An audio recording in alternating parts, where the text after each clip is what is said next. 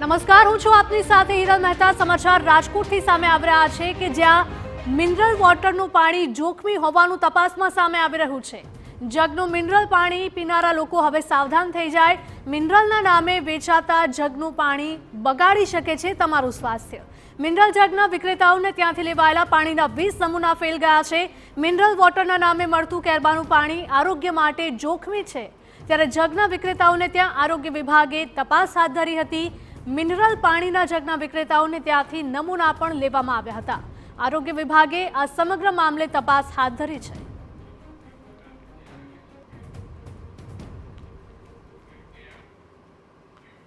તો આજ મુદ્દે અમારા સંવાદદાતા મોહિત ભટ્ટ લાઈવ જોડાઈ ગયા છે। મોહિત, જણાવશો કે રાજકોટમાં જગનું મિનરલ પાણી જોખમી હોવાનું સામે આવી રહ્યું છે, તપાસમાં કયા કયા ખુલાસા થયા છે?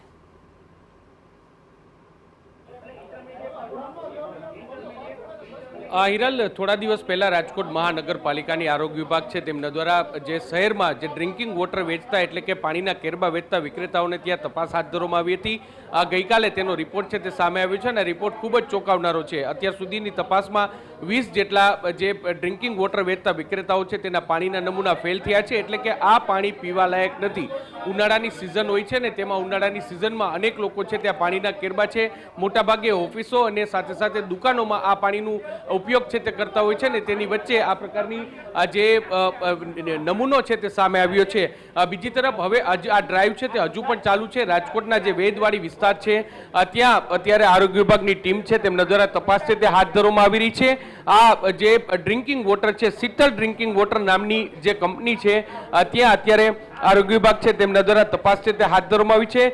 સૌથી ગંભીર અને મહત્વની બાબત એ છે કે જે અહીં ડ્રિંકિંગ વોટર જેમાં લખવામાં આવ્યું છે તે કેરબાની હાલત કયા પ્રકારની છે તે આ દ્રશ્યો છે તેના પરથી તમે સમજી શકો છો। અને આ પ્રકારનું પાણી છે તે લોકોના ઘર સુધી પહોંચે તો તેમના સ્વાસ્થ્ય સાથે કયા પ્રકારના ચેડા થાય તે એક મોટો ગંભીર સવાલ છે। હાલમાં આરોગ્ય વિભાગની ટીમ છે તેમના દ્વારા આ સમગ્ર મામલે તપાસ છે તે હાથ ધરવામાં આવી રહી છે। અનહાઇજેનિક કન્ડિશનમાં આ જે પ્લાન્ટ છે તે હોવાનું રાજકોટ મહાનગરપાલિકાના આરોગ્ય વિભાગ દ્વારા દાવો છે તે કરવામાં આવ્યો છે ને તેને લઈને જ હાલમાં તપાસ છે તે કરવામાં આવી રહી છે। ઉનાળાના દિવસોમાં અનેક લોકો છે તે આ પ્રકારનું પાણી છે તે પીતા હોય છે ને સીધું પાઇપ મારફતે આ પાણી છે તે કેરબામાં ભરવામાં આવતું હોય છે ને આ કેરબો છે તે લોકો વપરાશ માટે ઉપયોગ છે તે કરતા હોય છે, ત્યારે તેને લઈને તપાસ થવી ખૂબ જ જરૂરી છે ને લોકોના સ્વાસ્થ્ય સાથે ચેડા ન થાય તે માટેની આ કાર્યવાહી છે તે કરવામાં આવતી હોય તેવું અત્યારે સ્પષ્ટપણે લાગી રહ્યું છે।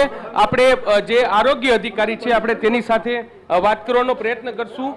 વાકાણી સાહેબ, શું કહેશો? જે પ્રકારના દ્રશ્યો સામે આવ્યા છે, 20 જેટલા વિભાગોમાં અલગ અલગ તપાસ છે તે હાથ ધરવામાં આવી છે, કયા પ્રકારની આ તપાસ છે?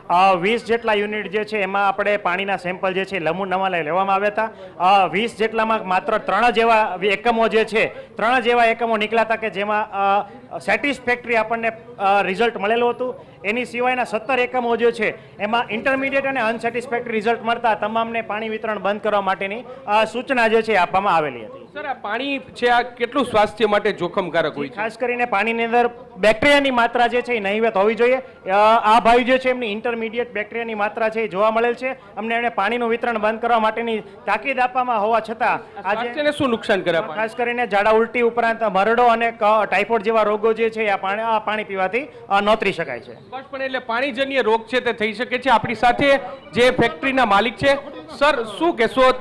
તમારો શું દાવો છે? આરોગ્ય વિભાગ કહી રહ્યું છે કે આ બેક્ટેરિયા યુક્ત પાણી છે ને આ પાણી છે તે લોકોના સ્વાસ્થ્યને જોખમમાં મૂકી શકે છે। જો મારું બીજા બધા કરતાં ઘણું સારું છે ને ખોટી રીતના આક્ષેપ થયેલા છે।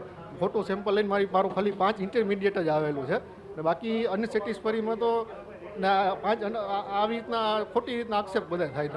આ 5 છે એટલે આ સારું પાણી છે કે નુકસાન કરતા પાણી છે? તમે જ વાંચી લ્યો। પણ તમે કહો, મને ટેકનિકલ નો ખબર પડે, મારો વિષય નથી। તમે કહો શું આમાં ટેકનિકલ શું હોય છે? ઇન્ટરમીડિયેટ નો શું મતલબ છે? શું હોય છે મને કહો। તમે ખ્યાલ હોય ને એજ્યુકેટ તમે પ્રેસમાં તમે પૂછું છું એનો જવાબ આપો, તમે મને સવાલ ન કરો। મને નથી ખબર। આ પાણી અહીં આવો, આ કેરબો ક્યાં ઉપયોગ કરો છો? ક્યાં આમાં લખ્યું છે? હે આમાં લખ્યું છે? તમે ઉપર લખેલો હોય ભૂસાઈ જાય। ક્યાં લખ્યું છે? હાલો એકમાં ભૂસાઈ ગયું। અહીં આવો, મારી સાથે આવો। અહીંયા આ ક્યાં લખ્યું છે? આ બીજો કેરબો છે, આમાં ક્યાં લખ્યું છે? બધા ત્યાં દેવાય નથી। આ ત્રીજો કેરબો છે, અહીંયા ક્યાં લખ્યું છે? હા, અમે દેતાય નથી। આ રીતના તમે પોતાનો લૂલો બચાવ કરો છો, લોકોના સ્વાસ્થ્ય જોખમમાં મુકાશો તો કોની જવાબદારી થશે? હવે તમે ખોટો વસ્તુ દેખાડીને તો સાચી મને દેખાડો, ક્યાં છે સાદી? તમારો પ્લાન્ટ બતાડો.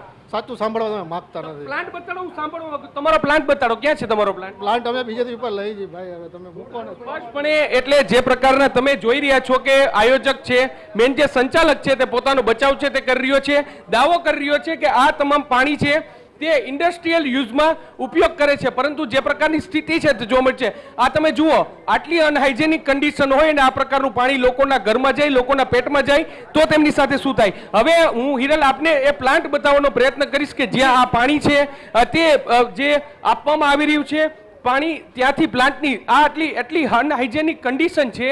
તે કન્ડિશનમાં અત્યારે આ પ્લાન્ટ છે તે ઊભો છે ને તેમ છતાં આયોજક છે, મીન્સ કે જે અહીંનો સંચાલક છે તેમના દ્વારા જે દાવો કરવામાં આવી રહ્યો છે કે તેઓ લોકોને પાણી છે તે યોગ્ય પાણી છે તે આપી રહ્યું છે. તમે આ દ્રશ્ય જુઓ કે એ હું દ્રશ્ય બતાવવા માંગીશ, કેમેરામેનને કહીશ કે તમને એ જગ્યાના દ્રશ્ય બતાવવા માંગે. તમે જુઓ, લોકોના પેટમાં અહીંથી પાણી છે.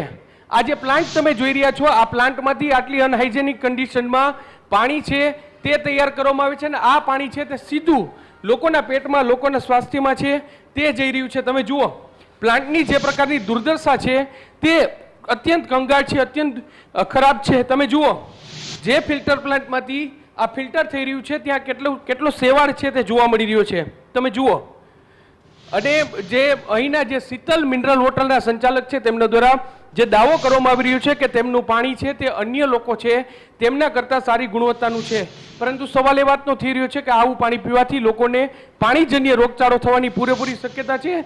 તમે બીજો પ્લાન્ટ જુઓ, બીજો પ્લાન્ટ છે તેમાં પણ આ જ પ્રકારની કન્ડિશન છે, આ જ પ્રકારની સ્થિતિ છે તે જોવા મળી છે અને એક પ્રકારનો સેવા છે તે બાજી ગયો છે. હાલમાં રાજકોટ મહાનગરપાલિકાના આરોગ્ય વિભાગની ટીમ છે તેમના દ્વારા સમગ્ર મામલે તપાસ છે તે હાથ ધરવામાં આવી છે.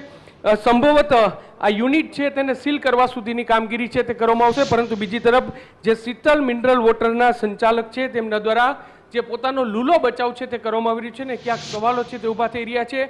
શું આવું પાણી છે તે રાજકોટ શહેરના લોકો પી રહ્યા છે ડ્રિંકિંગ વોટર? કારણ કે સામાન્યતઃ જે 90% ઓફિસો, દુકાનો છે તેમાં આ જ પ્રકારનું ડ્રિંકિંગ વોટર છે તે જતું હોય છે અને ઉનાળામાં તેનો વધારે પ્રમાણમાં વપરાશ છે તે થતો હોય છે.